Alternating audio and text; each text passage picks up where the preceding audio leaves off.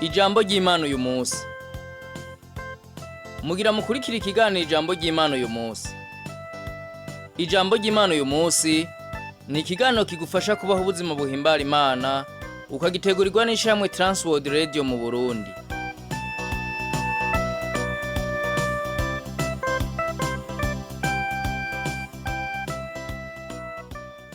Ndakuramukije inshuti mugenzi, muguza kino kiganiro ijambo ry'Imana uwo munsi. Kino kiganiro ugitegurwa n'ishyirahamwe Transworld Radio i Burundi.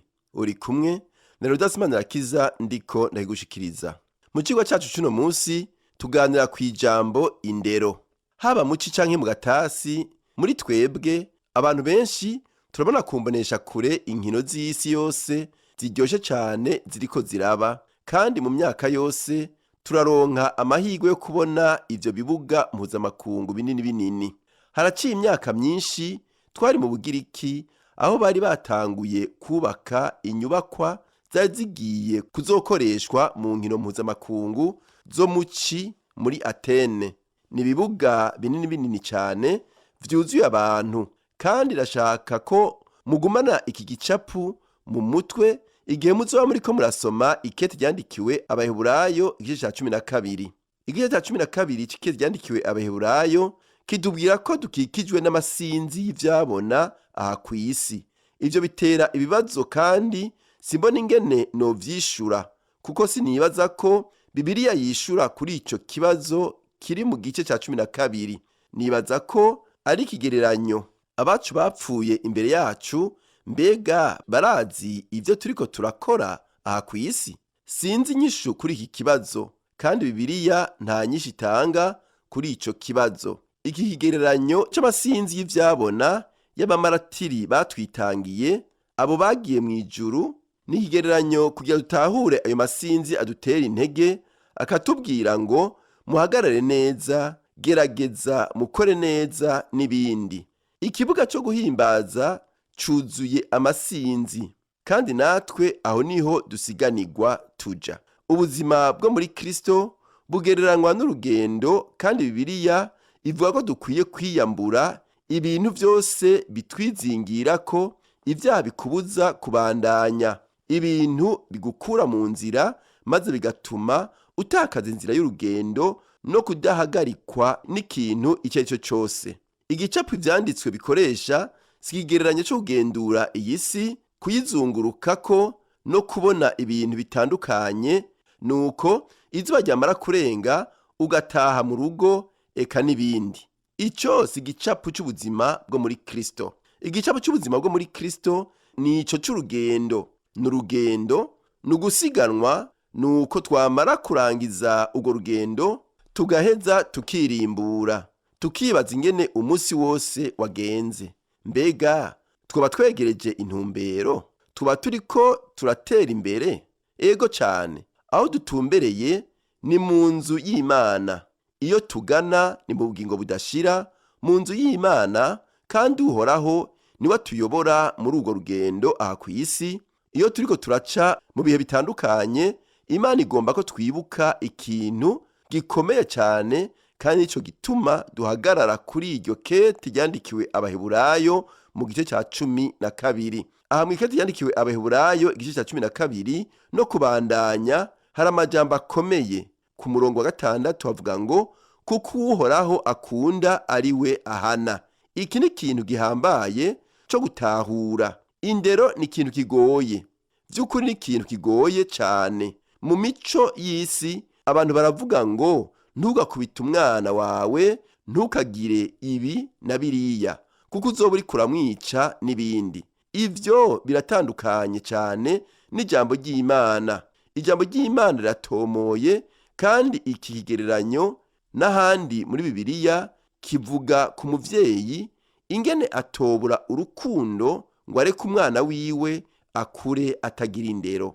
Kumbure azogukunda nk'umugenzi wawe mu buyabaga bwiwe mu gihe utigeze umutoza indero na rimwe, ariko niyamara gukura azokwanka, aheza kubwira ati kubera iki utanyigishije kwiyubaha, kubera iki utanyigishije ingeso yo kubaha kugira siname mu maganya.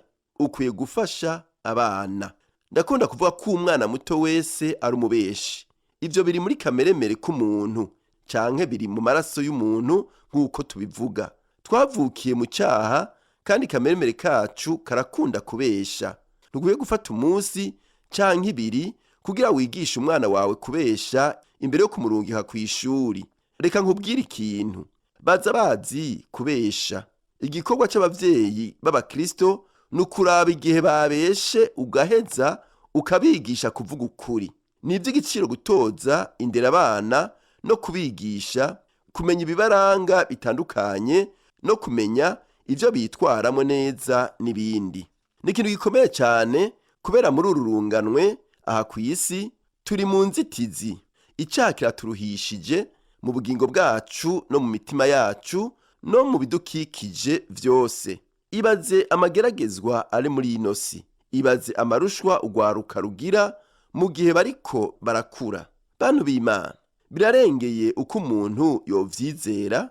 Bari mu ngorane nyinshi cyane, ariko muri ivyo nyene abavyeyi b'abakristo barashobora kubandanya batoza abana babo indero nziza mu gukura kwabo. Biraboneka ko uwandikiye ikete Abaheburayo, nubwo tutamuzi neza, ashobora kuba ari Pawulo.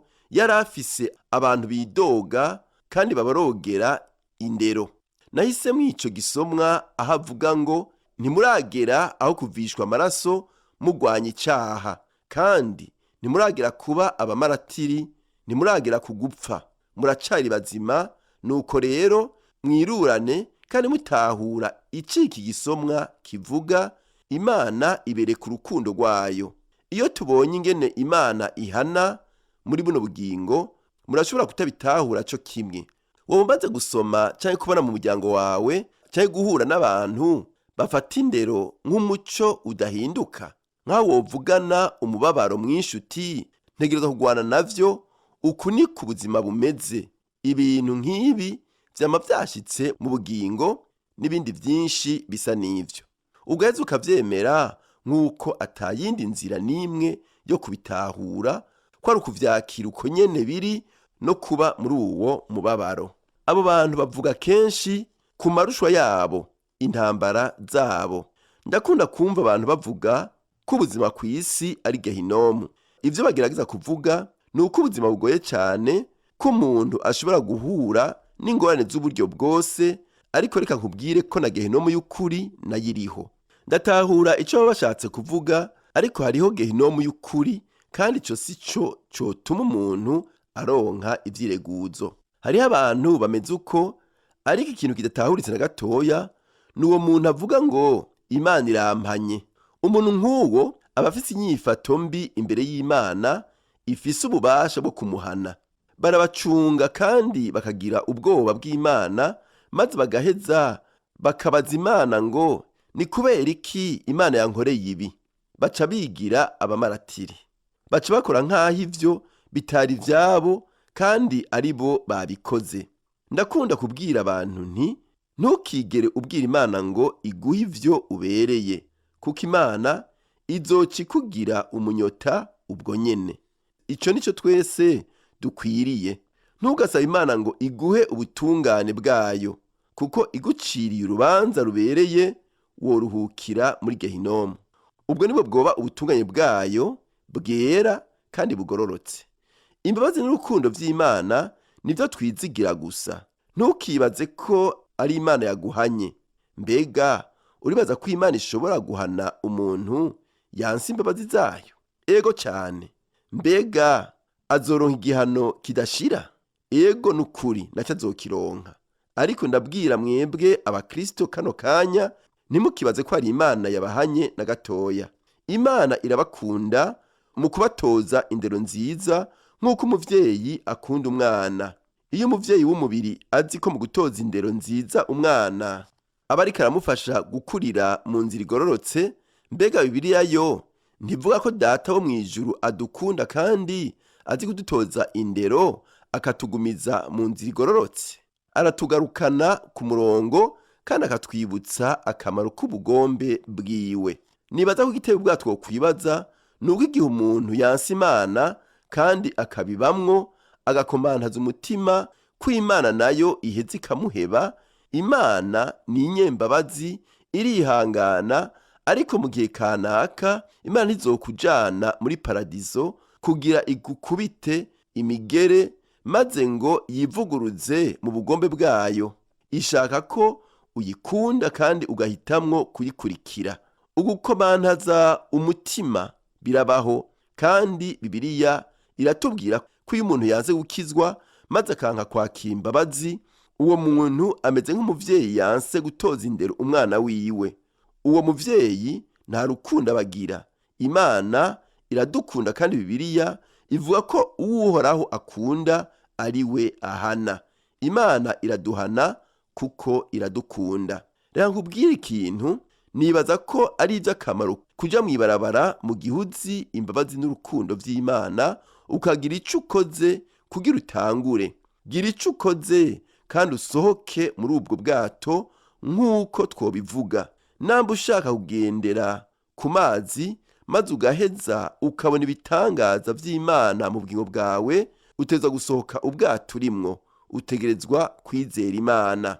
Mpora nibaza Mose aho yari imbere y'ikiyaga gitukura n'ihanga rya Isirayeli. Bari bavuye muri Egiputa kandi bari hagati mu bugaragwa mu nzira ija mu gihugu c'isezerano. Nuko Farawo ahindura ivyumviro, acarungika imikogote kubakurikira kugira babagarukane. Barabona inkungugu y'amapine n'iy'imikogote iriko irabakurikira. Nuko bamaze gushika ku kiyaga gitukura, Imana ibwira Mose iti, bwira ihanga rijabuke. Nibaza ko ivyo batavyizera na gatoya, kuko navyo bari bwakore. Bari aho kandi babona ko abanyegiputa bagira babafate babasubize kwa Farawo, ariko Imana iraheza ibwira ihanga kubandanya, kandi Mose abisubiramwo kenshi. Imana yabibwiye Mose, kandi barabandanije, maze bamaze kubandanya amazi araheza yicamo kubiri. Nuko baca mu kiyaga nk'abaca mu bugaragwa. Ndakubwira wowe mukunzi wanje, izigira Imana, izera Imana, bandanya mu Mana. Imana ntihemuka kandi ntiyita isezerano. Imana iguhezagire wowe wagize umwete wo gukurikira kino kiganiro. Nta gwitwa zogira, ariko wizera Imana nayo izokugirira neza. Dusenge. Mana yera kandi ugororotse, fasha abavyeyi kwitaho indero y'abana babo, kandi n'abafise uruhara bose mu ndero bashiremwo ukuboko kugira turerere igihugu n'ishengero, kandi nabo tubategurire kazoza keza. Tubisavye mu izina rya Yesu Kristo umwami n'umukiza wacu, amen. Ikiganiro cyacu cy'uno munsi kigarukiye ngaha. Ufite ikibazo cyo kunganira, telefone ni 71 204 197 canke 69 499 619. Urashobora kudusanga naho dukorera, nimero ya mbere ibarura ryitiriwe Gerard, inimero 27. Yesu rero abandanye ahugirira neza naho gutaha.